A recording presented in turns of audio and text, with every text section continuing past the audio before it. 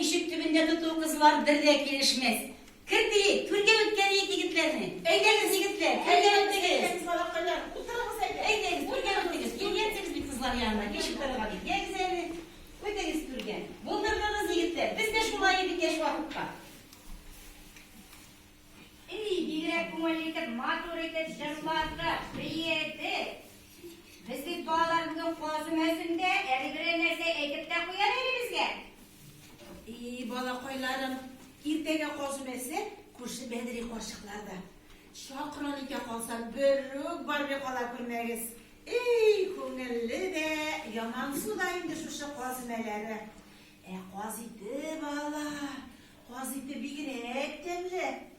Kozitimden neyim riziklar pişirmeyle. Baklavan koz disiz mi? Islangan koz disiz mi? Tutturgan koz disiz mi? Kozitimden belleşin, mantıyın, üç pişmanın pişirip büyük silahına Tatar halka. İyi bağlar, el Tatar halkının da en zor kuşkeneşi şu koz bulgan. Elik değil, yaş barlarga, balfazlar, ulekkenler.